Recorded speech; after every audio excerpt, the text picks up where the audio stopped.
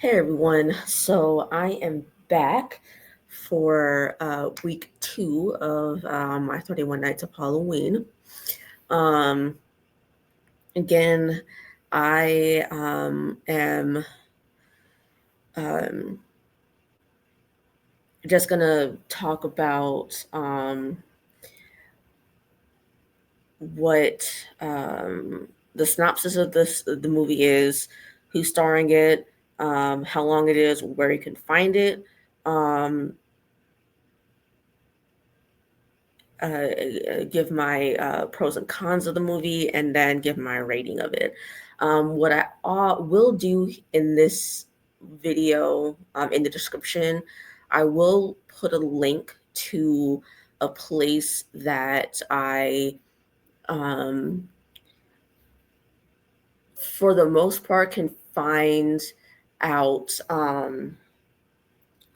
where either a movie or a TV show is currently streaming, or where you can currently rent and or buy it, um, um, depending on if it's not on a streaming service, because of the fact that for um, IMDb, that's where I usually try to find out where something is streaming, but it's not always accurate, because if IMDb doesn't state that it's streaming anywhere, I can typically go to this website and find out what where it's actually streaming at. Um, and it's called justwatch.com. I found that website on another horror channel that I watch for all of my horror needs, like any reviews that I want to watch. If you would like if you would like to know what that channel is, I can definitely link it if you would like, in the comments. Um, but with that said, I will go ahead and start um, with night five, which is for night five was Night of the Reaper. Um, Basically, this college student named Dina comes home for a visit, and she is roped into babysitting for for the local sheriff specifically, and as a result, is stalked by a masked killer. Um, Meanwhile, the local sheriff himself is mailed evidence that leads to a sort of scavenger hunt about a serial killer of another babysitter. Um,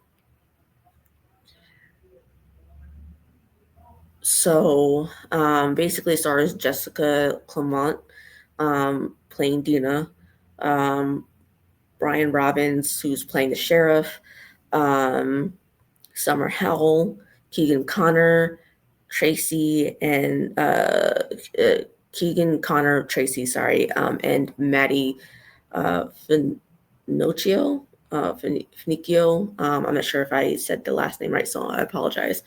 It's an hour and 33 minutes long, so it's not that long of a runtime.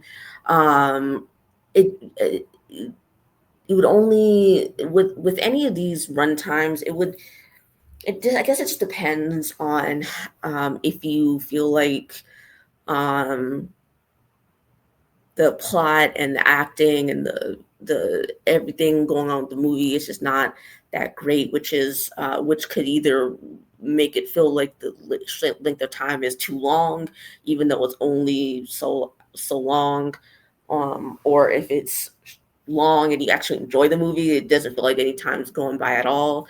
But yeah, basically you can watch this on Shutter, um, Prime Video, and Apple TV Plus with the Shutter add-on, Philo, AMC Plus, Prime Video, and Apple TV with the AMC Plus add-on. Um, so um, I believe it's supposed to be set in a certain time period, but um, no time period is necessarily specified. Um, and you'll know what I mean when like if you watch the movie and you see the lack of a certain device that people have. So I did like that sort of vibe. I did. I was getting a little bit of sort of Fear Street vibes going on. And if you watch that, if you either read the books and or watched the movies that came out on Netflix, you'll I think you'll kind of get that vibe a little bit too.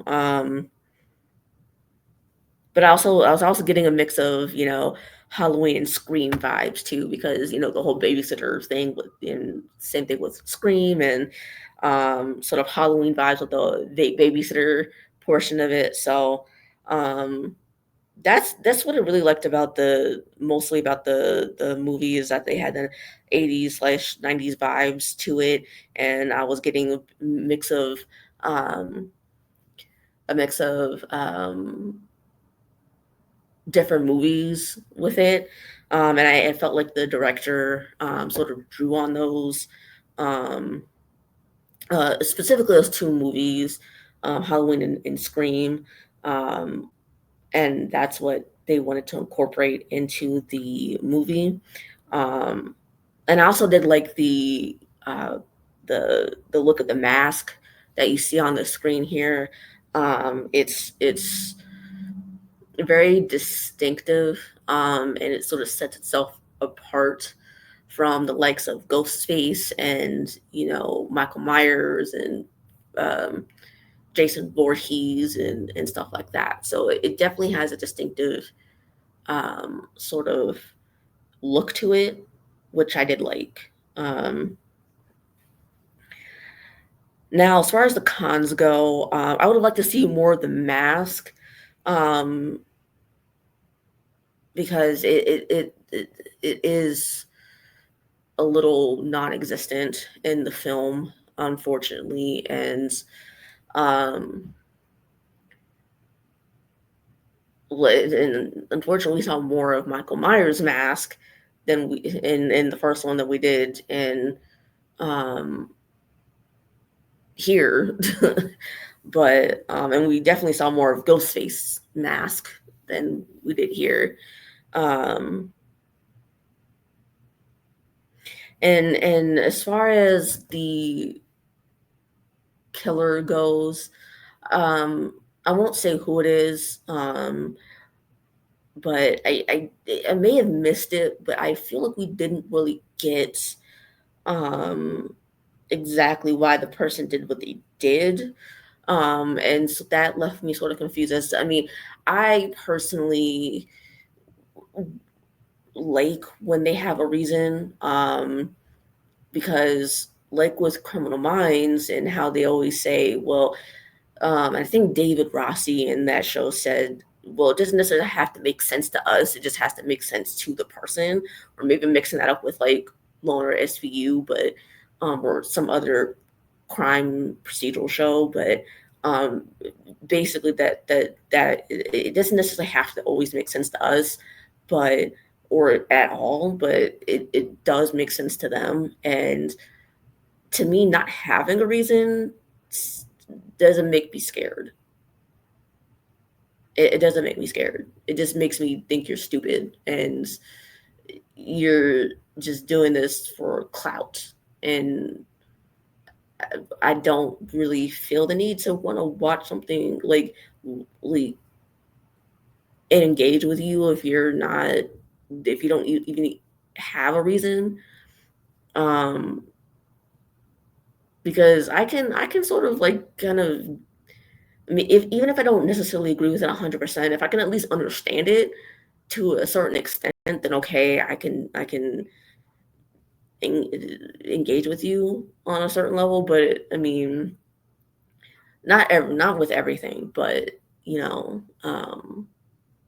And I just didn't hear the reason, and so that sort of reveal didn't really make much sense to me. Because I don't remember hearing a reason, and so it's just like, so I kind of had to take off a point for that, unfortunately. Um, it, well, the point was mostly because of that, but the other part was because of the mask thing. But for my rating for this is a 4 out of 5. Um, so yeah, it was pretty decent. The music was fine. The like I said, I like the look of the mask, the mix of Halloween and Scream vibes I was getting, and the fact that it seemed like it was set during a certain time. So yeah, all in all, not that bad. Now night 6 was One Missed Call. So essentially, what happens here is people start getting a phone call one by one, and they end up getting a voicemail of how they end up dying.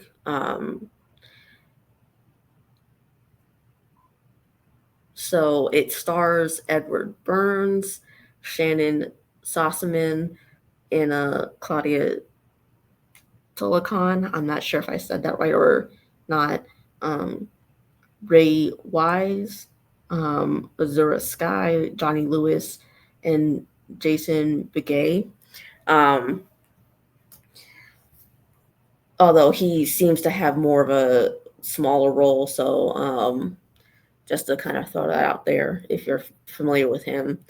Um, the movie is an hour and 26 minutes long.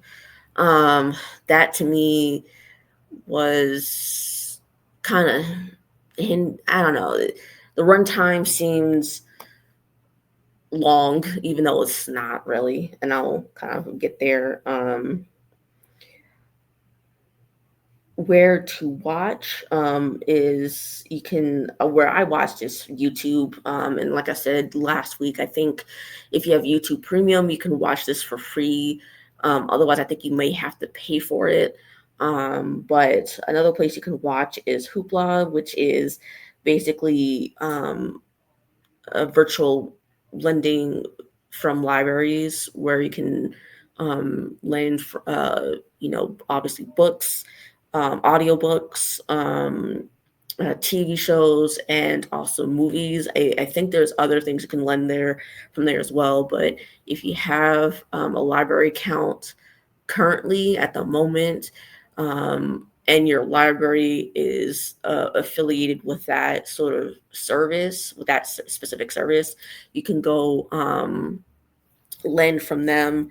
But just keep in mind that when and I haven't actually been on there in a while, but um, the from what I remember, with my local library, they had a lending limit as far as TV shows and movies go. So anything that has to do with like entertain, like um, Hollywood entertainment, they have a lending limit. So you have to pretty much essentially let um, borrow the movie or TV show um, early in the morning, and early enough that you're one of the few people who can um, borrow the title specifically. Um, Now, this movie is a remake of the 2003 Japanese film that is titled the same thing. Um, so, um, just keep in mind that if you would like to watch that, um, you like if you want to watch the original um, first, um, that it's going to most likely be subtitled into English because it's the original Japanese. And With the original Japanese version, it's on AMC Plus, um, Apple TV, and Prime Video with the AMC add-on, Philo, Shutter, Prime Video, and Apple TV with the Shutter add-on as well. So just keep that in mind. That it will more than likely have that subtitles in there if you like to see the original. Um, Now, I was getting a lot of Final Destination vibes from this, and this came out in 2008, so that definitely played a factor, I think. um, Except with like um, cell phones, as opposed to just getting a sense of something coming ahead, like with Final Destination. But my pros were, I think the plot was good. Um,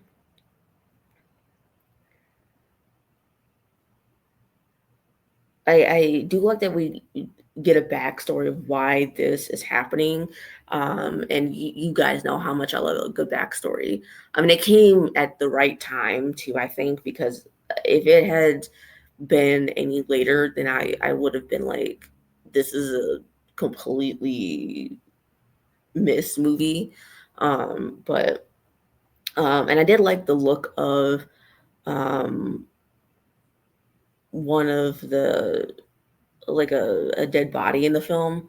Um when you get there, I think you'll know what I mean. But my cons for it though were that the CGI was pretty noticeable, and that sort of detracted me from the film. Um, I wish they had done a different beginning to the movie, because I feel like we're just plopped into the middle of it, and it doesn't really give to me a sufficient build up to care enough about the um, protagonist trying to survive. Um, and the acting was meh. I mean, it wasn't great, but it wasn't horrible either. It was pretty just there. That's all that was. It was just there. And as a result, like my rating for the movie, um because I felt like the acting and the CGI and the not getting the not getting a different ending or a different beginning. I sort of gave this a 3 out of 5. It was just meh. It wasn't it wasn't great, but it wasn't horrible either. Now I haven't watched the original One Missed Call. I might watch that at a later time and see how I like that one compared to the remake. And I do believe that there's sequels to the original Japanese version as well. At least one, but I think there might be two. Um, but yeah, um, if maybe they had a different different actors, and it was it wasn't set on a certain in a certain atmosphere, then maybe I would like it better. But I think that may have been what part of the issue is, that it was set during a specific atmosphere, as opposed to, and I don't want to necessarily give it away, like where exactly it's supposed to be set on. But if you haven't watched it, but yeah, I think that if it had been set in like a different atmosphere, um, maybe I would have liked it better. Um, but yeah. Now, heading into night 7, I watched Prom Night. This came out in 1980, by the way. So um, went back. Um,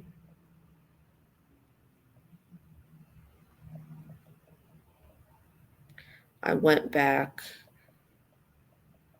45 years to be exact. Now I go back even later um, in my upcoming movies, but this, as of right now, this is the oldest movie that I've watched um, thus far this year. But essentially, this is taking place during prom season for a high school where a mass killer stalks four teenagers who are responsible for the accidental death of a classmate 6 years before. Now, this I do want to put out there that there is a sequel that came out. Let me see, when did it come out? I think it was 2008, just around the time. Um, yeah, 2008, just the same year that One Missed Call came out.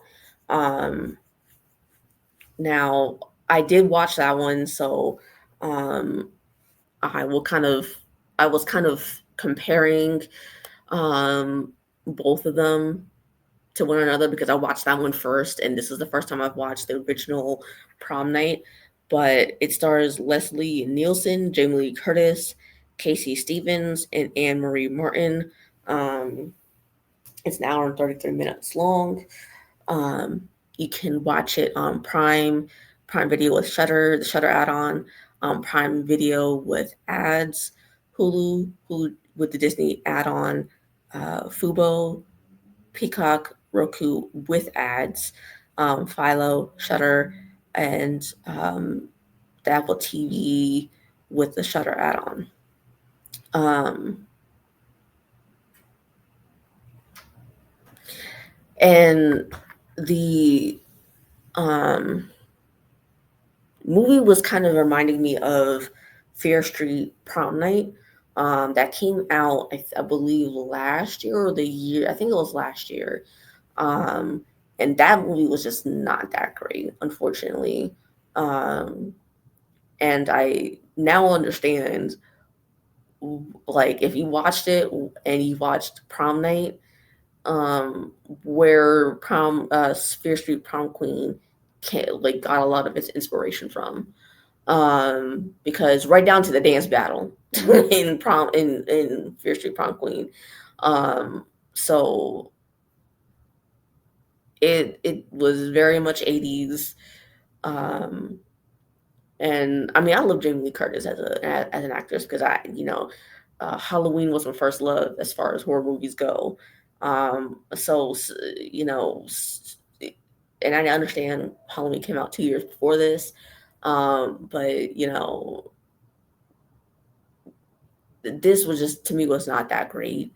Um, and I mean, it was very mid to me.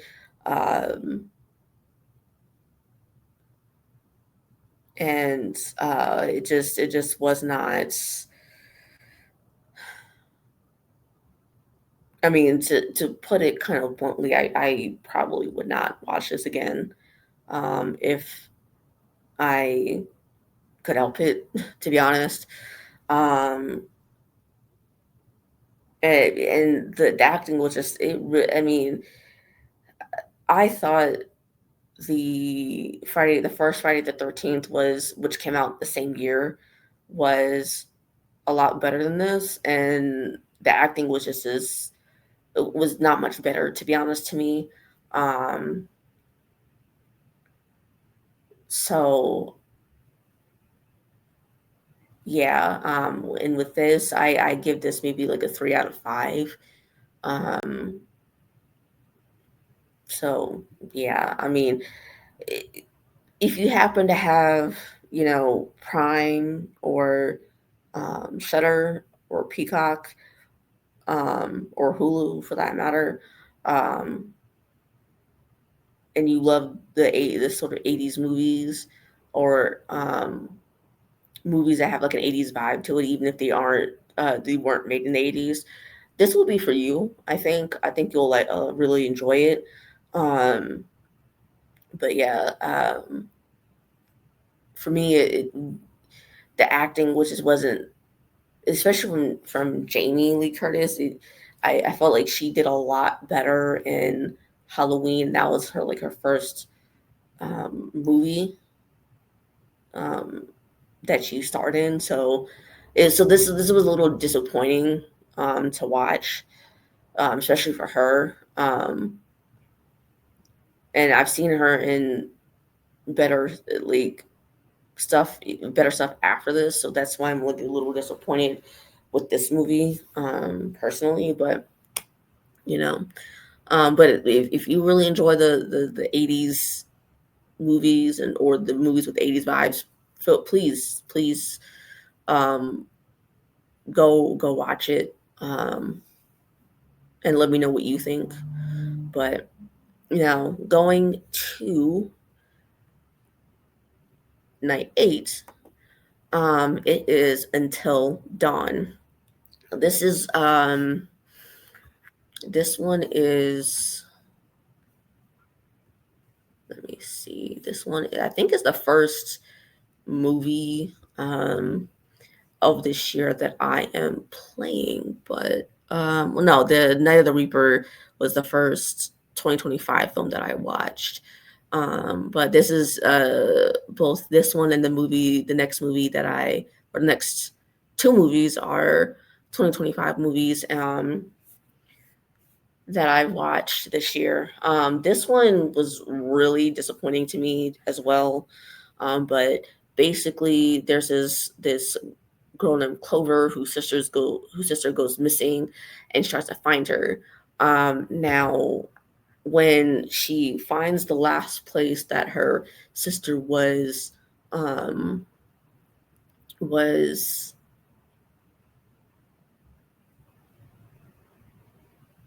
last seen, according to one of the characters in the movie, um, her and the friends that she brings along are battling to stay alive until dawn. It stars Ella Rubin as Clover, Michael Camino. I'm not sure if I said the last name right. Odessa Azion, Ji Young Yu, Belmont Camille, and Maya Mitchell. It's an hour and 43 minutes. And currently, as of right now, it's streaming on Netflix. That's liable to change in the next like month or two. So, because I don't think they usually keep movies on, especially hot new movies like Until Dawn, on their streaming platforms for very long. I just happen to it just happened to be on Netflix while this is going on. So I'm not sure how long it's been on there yet, but if it's only been on there for um, the last like 2 maybe 3 weeks, and it will not stay on there for very long. So um, if you're if you didn't want to pay for it like earlier this year, I was just hopping onto it just to since you don't have to necessarily pay more already to watch it and have any snacks or anything. But this movie is based on a 2015 video game of the same name. Now, there's one pro so far to this movie, and this is like the only. I think this is like the only one where I have like literally one pro to it. The deaths are decent and are at the very least different for sorry, excuse me, for each person. Um, Now, with that said, um, my biggest con and why I took off so many points for this or so many stars for this is that I did try to watch this previously, and I couldn't really make it past the first 10 minutes. And so I sort of try, I forced myself to try to get through this just because um, I wanted to see if it had gotten any better, and honestly, it really didn't. Um, and the reason why I couldn't get past the first get past the first 10 minutes the first time was because I couldn't really connect with any of the characters, especially the main girl, which is Clover, because like I understand that she lost her sister. I understand she's looking for a sister, and all that.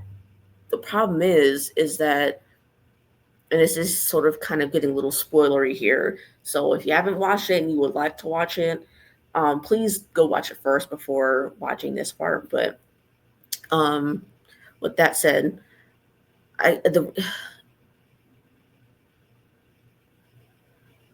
wanted to see her sister having left and gone missing at the beginning of the movie, because that would have made me connect with Clover in particular, um, and really wanted to root for her living. Um, and all that. But the problem is, it didn't, that portion of, you know, that portion of seeing the sister sort of leave the house for the final time that Clover sees didn't come until like over an hour into the movie. And by that point, I just didn't care. In fact, I was really rooting for the people to die. Unfortunately, I was rooting for them to die, and that's a terrible way to want. Like if your whole goal is for me to want to root for the protagonists to live, maybe make me care about them to begin with. And having trying to tug onto my heartstrings um so late into the movie is just, to me, it's just it doesn't help me at all want to, like, in fact, I mean, I wasn't necessarily connecting, like wanting the killer to survive either, but I definitely was not wanting Clover and her friends to live either. So um that's the only that's really why I took off so many points. Um And honestly, if this had been a movie that was, just been a group of friends going on some sort of vacation for spring break, or just sort of vacation from working so hard and so for so long, and they just need a vacation to unwind and all that, sort of like um, what happens in Cabin Fever, and they didn't realize it's like Airbnb type house. Um, Made you die, and all that stuff, then I would have maybe cared more for these people, but I didn't. Um, and so that's why for me, I give this a 1.5 out of 5, because the beginning didn't reel me in. It didn't. It just did not reel me in to want to root for these characters at all. So if they had just like changed the name and reconfigured everything, then and then maybe I would have liked this a lot more. But yeah, um, as of right now, for me, it was a total miss. Um, and yeah, I don't know what else to say besides that. But now going on to night 9, it was Sinners. Um, Now I went to go see this in theaters, and I thoroughly enjoyed this. Um, Basically, The if you haven't watched it, the um, synopsis of the movie is there's these twins nicknamed Smoke and Stack who return home to 1932 Mississippi to leave their troubled past in Chicago behind and start over again. But um, not everything goes as planned. Now it stars Michael B. Jordan as both Smoke and Stack, so he's playing both of them. Miles Caden, Saul Williams, Andreen Ward Hammond, Wunmi. Uh,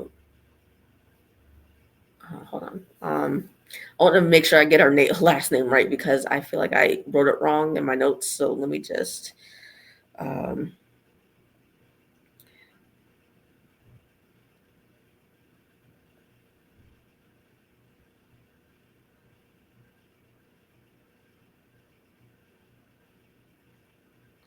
yeah, Wunmi Mosaku.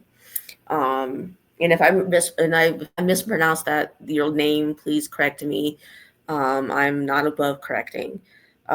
Haley Steinfeld and Jack O'Connell. Um, Now, this movie is 2 hours and 18 minutes.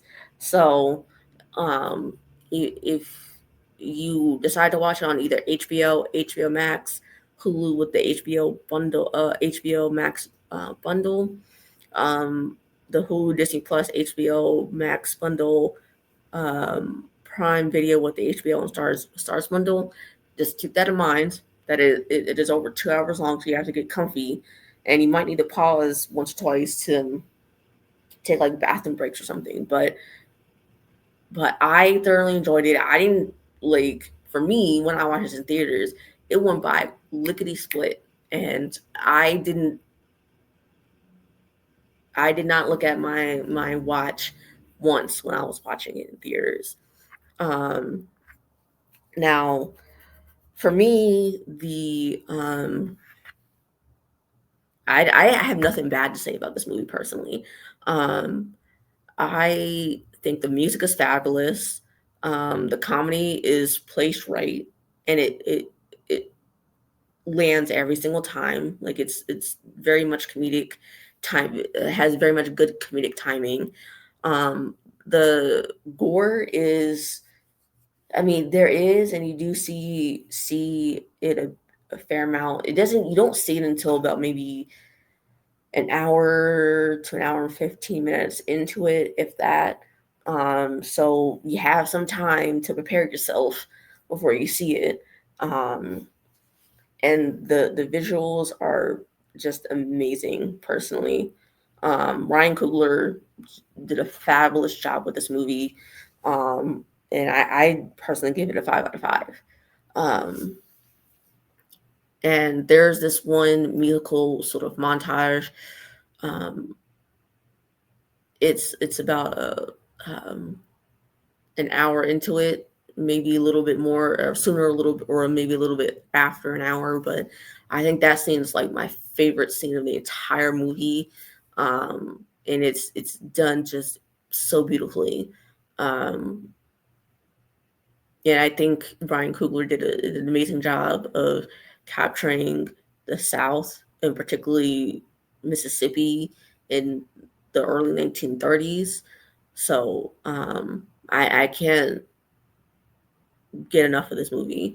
And personally, I watched it because I bought the DVD, and that's where how I watched it was because I watched the DVD. But like I said, if you want to watch, if you definitely are um, looking forward to this type of movie, it's currently, like I said, it's currently streaming on HBO, HBO Max, and Hulu with the HBO Max bundle and stuff like that. And but yeah, I think everyone came, did their jobs and correctly. And there was just it was a good to me. It was a good mix of good storytelling, good horror, and good um, comedy in there. It wasn't like it was heavy leaning onto one or another. So, like I said, I can't get enough of. talking about that. Now, night 10 is House of Eden. This one is a found footage film.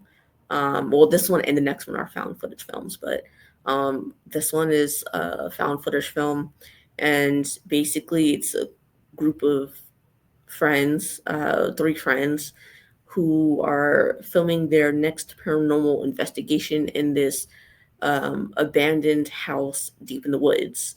Um, it stars Chris Collins, Selena Myers, and Jason Christopher Mayer. It's an hour and 18 minutes, so it's um, less than an hour and a half. Um, it is streaming on AMC Plus, Apple TV, and Prime Video with the AMC Plus add-on, Philo, Shutter, and Apple TV and Prime Video with the Shutter add-on. Now, um, my one and only pro for this is that I like the premise of a haunted house because, and I believe as I mentioned in the last video that I made, um, I really like the Conjuring universe, um, and so I really like the idea of like found footage and paranormal stuff. But as far as the cons go, the acting wasn't that great, especially towards the beginning, in my opinion. Um, I felt like they were hamming it up a little bit too much in the beginning. Like I felt like they were acting like themselves, but I felt like it was over exaggerated and overacted in the beginning. Whereas this towards the middle, I guess, is more of a pro than a con. But contrast it to the middle of it, where I feel like they actually are authentically playing themselves. Um, Especially the main actress. Um, because two of them were having issues with the first one, and um so it just um they were obviously just I felt like were acting like themselves, but genuinely acting, and they weren't trying to ham it up for the camera.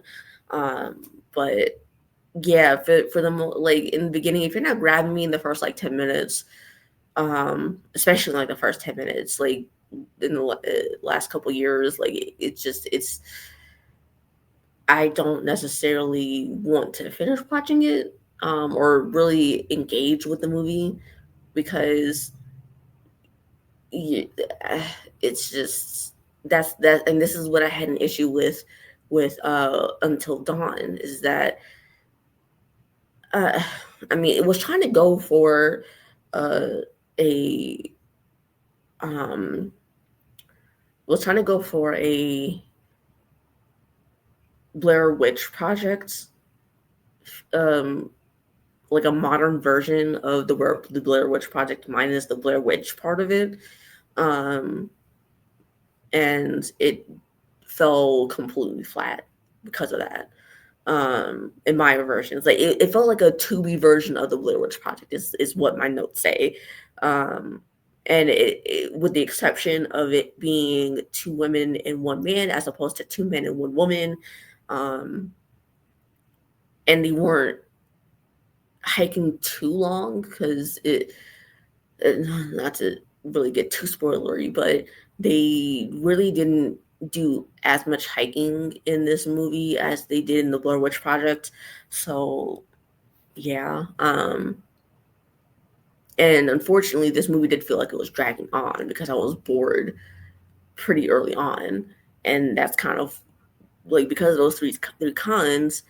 Um, I gave it a 2 out of 5. So I mean, if you really love found footage and you don't really care about the acting all too much, I think this would be right up your alley. But yeah, it really wasn't that great to me, unfortunately. because I touched on this on these movies last week, but I really enjoyed the missing and um, I really enjoyed the missing and the let me see what's the other one. Oops. Let me let me see, what was it called?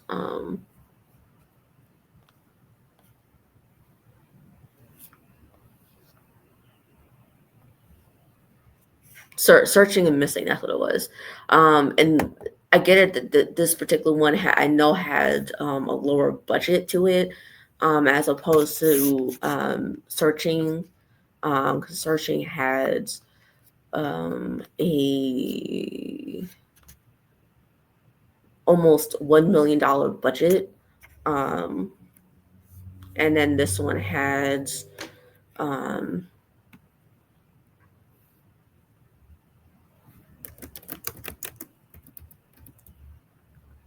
this one had, let me see, what budget did it have? It had half of that. Like Searching had 880,000 plus budget. Um,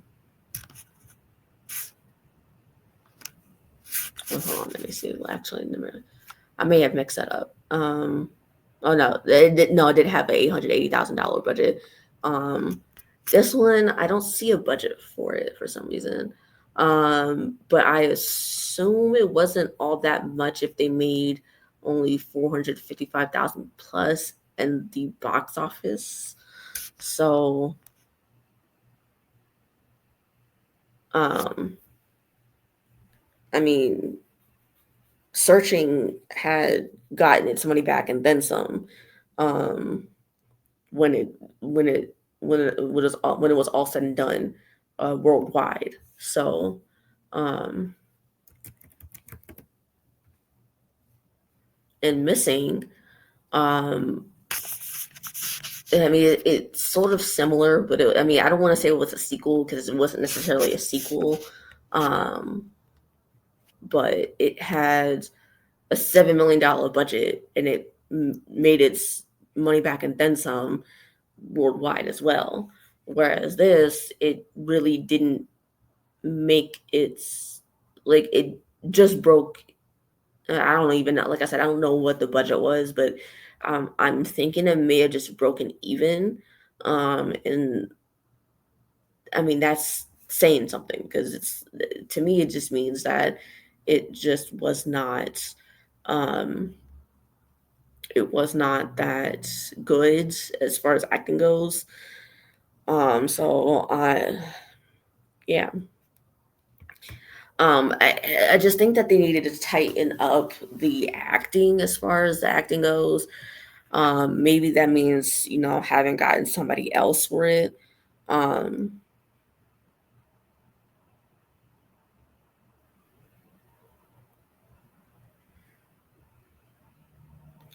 but yeah, I really think that they could have done with, I mean, the director's the one who starred in the movie, so maybe that's why it really felt like, um,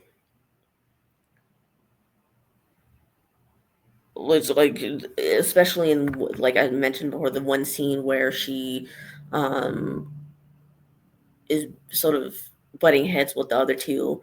Um,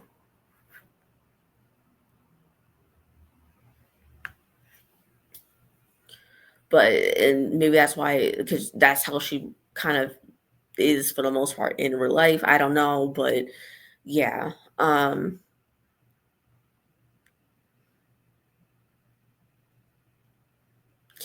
Now, moving on to the last night, which is tonight. I watched Afflicted. Um, it basically deals with two best friends who decide to take a year-long trip around the world after um, one of them gets a sort of diagnosis. Um, nothing fatal, at least not in the immediate moment. But or one or it's not like basically it's not cancer. So basically just has a diagnosis that he feels like he needs to go on this journey around the world and all that stuff. And basically, when he and his friend are in one of the more notorious cities, or more, I don't want to say notorious, but famous cities of the world, he ends up coming down with this other mysterious illness that that he has to sort of try to figure out how to um, navigate and see if there's a way to cure it. It stars Cliff Prowse, Derek Lee, and Michael Gill. It's an hour and 25 minutes long. You can watch it on Paramount Plus, Prime Video, the Roku channel with Paramount Plus add-on, and Fubo. I personally watch this on Paramount Plus myself. Now, the gore is okay. It's fine. I didn't necessarily love it, but I didn't necessarily hate it either. So I'm just gonna put this with the pros. Um, and I like that the fact that they're touching on this sort of aspect of horror. And it's been going on since the silent film era, or the I don't want to say the silent film era. I think it was like more, think of Bela Lugosi. If you know who he is, you know what I'm talking about. It was one of his first films. Um and I do like the fact that they touched on it. Um and this is where I slide into the um the cons of it. Um Again, I feel like they were, even though they're playing themselves, I feel like they were putting on too much and they were overacting too much. It was just ugh, too silly and too, I don't know, well, maybe not even silly, but it was just too corny to me, maybe. Um, and I just felt like it was lacking in something. I'm not sure exactly what, but it was lacking in something. I don't know. I was like, I just didn't really like it all that. I don't know. I don't know what how like. I mean, if you watch it, maybe you could help me figure it out. But um, I don't know. Just something. I mean, it just felt kind of hollow and just not, I don't know, just not, I wasn't really feeling it. And so I gave it like a 2.9 out of 5. It was almost midway decent for me, almost, but not quite there. Um, and I think it really had to do with like, just the acting, maybe, that it was just way too much, just way, way, way too much. And yeah, it just was not all that great. It just really wasn't. So, but um yeah, I think um I think with that, so far there's two movies for sure that I would, out of the 31 days so far, are going to be in my top 5. I might have to expand it to top 10 if I manage to find a lot of other movies that I like as well, that I put in like a 4 out of 5 or a 5 out of 5. But so far, there's definitely two movies for sure that I would put at the very least in the top 5, right, as of right now. But with that said, let me know what you guys think if you watched any of these movies, what you thought of any of what I said. Add your opinions to it, and I will see you guys next week. Bye.